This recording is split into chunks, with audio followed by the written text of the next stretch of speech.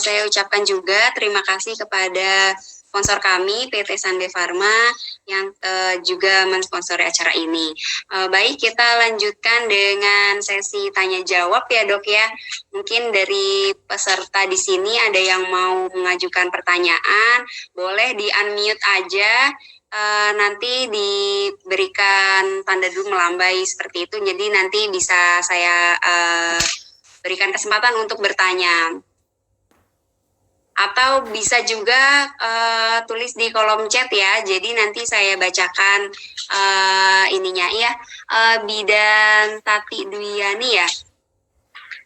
Assalamualaikum, maaf baru bergabung habis imunisasi. Assalamualaikum dokter, assalamualaikum semuanya. Salam. Semangat Ibu, semangat. Waalaikumsalam Tati. Terima kasih. Iya, materinya bagus sekali. Ya Ibu Tati, terima kasih sudah menyimak. Ada kira-kira ada yang mau ditanyakan ke Dokter Dini mungkin terkait dengan tema kita? Ya ini kebetulan dok, misalnya ada pasien dok sudah usia 6 bulan, belum dilakukan imunisasi BCG. Sedangkan sekarang kan kita ada pandemik ini, jadi boleh diberikan apa tidak? Apa perlu dimantuk tes sebelumnya dok? Terima kasih. Ya, makasih Ibu Tati. Ibu Tati ya?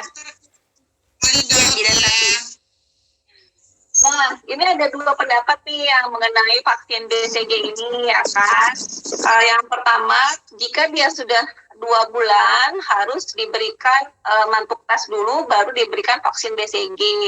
Tapi yang dari Permenkes 2017 itu tidak usah lagi diberikan mantuk tes sampai usia 1 tahun gitu.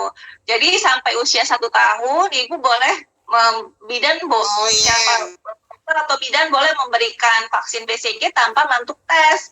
Kalau menurut Permenkes yang tahun 2017 gitu Bu Tati. Jadi kalau memang misalnya dia memang belum BCG, lakukan aja Ibu BCG-nya sampai dia usia 1 tahun ya Bu ya. Oh iya dok. Selama ini saya kasih ke dokter dok. Dokter anak. Terima kasih. Bapak lebih aman Ibu biar diperiksa dulu. Ini sering diganggu dok. Ya, kesini juga nggak apa-apa supaya kita bisa, ini kan Bu ya, bisa periksa dulu, bisa lihat riwayatnya, apakah memang perlu nggak mantuk tes atau tidak gitu. Karena kalaupun misalnya ada orang tua di sekitar rumahnya, orang dewasa yang batuk-batuk lama, misalnya kita wajib mantuk tes juga dulu Bu, gitu. Ya, saya takutkan itu dok. Ya. Terima kasih ilmunya dok, sangat banget bermanfaat sekali. Oke. Terima kasih. Sama dokter. Baik, terima kasih Ibu Bidan Tati atas pertanyaannya, bagus sekali. Ini memang banyak terjadi di sekitar kita ya dok ya, anak-anak yang vaksinnya agak telat gitu. Jadi mungkin pada saat awal-awal kelahiran orang tuanya belum terlalu aware tentang apa itu vaksin. Tapi untuk penjelasan tentang imunisasi nanti mungkin kita akan bahas di webinar berikutnya kali ya dok ya. Sekarang kita fokus dulu tentang infeksi saluran pernafasan anak ini. Tapi memang berhubungan ya dok ya antara BCG ini dengan infeksi saluran pernafasan pada anak ya dok ya. Ya, berhubungan. Karena bagaimanapun pencegahan dari pencegahan dari infeksi saluran nafas yang berat salah satunya adalah imunisasi. Jadi kita nggak bisa membicarakan infeksi saluran nafas aja tanpa pencegahan gitu. Jadi memang sangat berhubungan. Tapi kenapa misalnya saya tidak membahas tentang TBC? Karena itu adalah penyakit yang kronik pada saluran pernafasan, ya kan? Karena kita ini kan ada saluran pernafasan yang akut dan saluran pernafasan yang kronik. Salah satunya yang kronik adalah TBC itu. Dan pencegahannya memang vaksin BCG gitu. Sebenarnya banyak infeksi saluran pernafasan itu. Gitu. Baik dok, kita boleh lanjut ke pertanyaan berikutnya ya. Berikutnya dari dokter Evi, sebentar. Dari dokter Evi Ratnasari, Assalamualaikum dok. Saya mau tanya, anak saya belum PCV, imunisasi PCV sekarang dan sudah berusia 2 tahun, apakah masih bisa imunisasi atau tidak ya dok ya? Ini salah satu pencegahan juga ya dok ya, imunisasi PCV yang tadi dokter paparkan ya dok? Iya. Jadi vaksin pneumokokus itu ada 2 juga, ada yang vaksin PCV dan vaksin yang PPV. Itu strainnya agak yang PCV itu lebih lengkap, itu untuk anak yang kurang dari 2 tahun. Dan satu lagi yang PPV itu untuk anak yang lebih dari 2 tahun. Jadi sebenarnya bisa, kalau memang misalnya belum pernah ada vaksin PCV, ibu boleh dokternya boleh memberikan vaksin PPV untuk anak yang lebih dari 2 tahun. Itu biasanya kita sekali aja, karena untuk vaksin PCP itu sendiri diberikan pada usia 2 bulan, 4 bulan, 6 bulan, dan 15 bulan. Jadi kalau misalnya lebih dari 2 tahun, cuma vaksin PPV saja gitu. Jadi boleh diberikan, jangan takut. Boleh diberikan. Jadi tetap lebih baik terlambat daripada tidak diberikan vaksin sama sekali ya dok ya? Iya, jadi itu namanya adalah catch up gitu. Tetap kita harus memberikan, apalagi kalau misalnya anak-anak yang menderita autoimun atau imunitasnya menurun, seperti anak yang sindrom nefrotik atau anak-anak yang menderita penyakit darah, ya kan, leukemia, itu wajib diberikan vaksin PPV ini atau PCV. Jadi vaksin PCV ini ada 2, ya kan, vaksin PCV dan vaksin PPV. Jadi dua-duanya ada untuk anak PCV itu lebih untuk anak kurang dari 2 tahun, PPV untuk anak yang lebih dari 2 tahun dan tidak diperlukan booster. Artinya cukup sekali aja, yang penting udah disuntikan vaksin pneumokokusnya. Baik, terima kasih dok jawabannya. Mungkin kalau untuk pertanyaan dan vaksin imunisasi dan sebagainya nanti kita akan bahas pada webinar berikutnya supaya lebih dalam lagi ya dok ya. Selanjutnya pertanyaan berikutnya, terima kasih dokter Dini. Ini memang harus sesuai dengan protokol ya. Bagaimanapun terhadap pasien COVID-19 ini kita punya special treatment gitu. Jadi jangan takut tertular atau jangan takut malah nggak berobat sama sekali. Setiap rumah sakit, terutama Rumah Sakit RSCA Kenari, sudah melakukan protokol COVID-19 ini. Baik, selanjutnya untuk pertanyaan berikutnya dari Dokter Panji Irawan, izin bertanya dok, apakah ada manfaat vaksin influenza dalam pencegahan kekambuhan asma dok? Influenza lagi ya. Iya dok, tadi kan vaksin PCV dok, sekarang vaksin influenza. Jadi vaksin ini memang sangat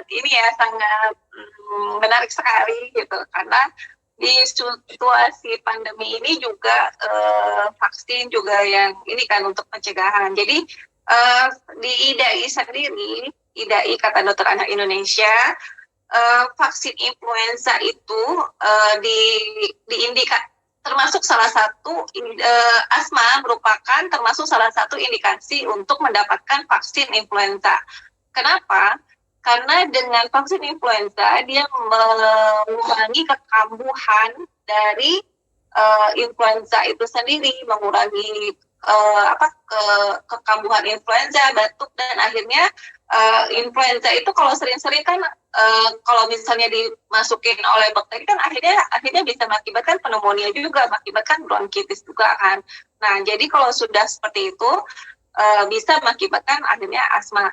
Nah, jadi dengan vaksin influenza itu dia mengurangi angka kesakitan dari batuk yang berulang, kemudian ya itu tadi rinitis yang berulang, akhirnya yaitu mencegah penyakit asma. Jadi sangat berhubungan sekali, dan IDAI juga menganjurkan untuk anak-anak yang menderita asma itu supaya dilakukan vaksin influenza setiap tahun mulai dari usia 6 bulan sampai 18 tahun. Seperti itu.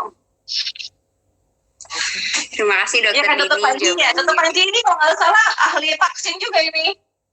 Iya. Jadi memang vaksin itu penting sangat ya dok ya, terutama untuk pencegahan dari infeksi saluran pernafasan akut pada anak ya dok ya. Dan alhamdulillah di rumah sakit kita juga sudah tersedia ya dok vaksin influenza dan vaksin pneumococcus ini sendiri. Mungkin nanti bisa langsung berkonsultasi dengan dokter itu. Iya, satu lagi ya dok, vaksin influenza itu kenapa penting? Karena ternyata vaksin influenza itu juga kalau misalnya tidak kita lakukan, itu bisa mengakibatkan 30%-nya ke pneumonia itu tadi, pneumonia dan penyakit paru lainnya. Jadi sebaiknya juga kan sebaiknya diberikan vaksin influenza pada anak itu tadi untuk mencegah saluran pernafasan yang lebih berat gitu. Jadi jangan lupa ya vaksin ke rumah sakit Kenari.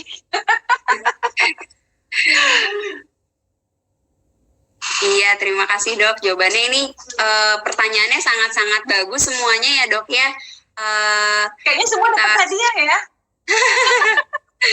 Semua dapat hadiah nih kayaknya ya dok ya. Siapa dulu?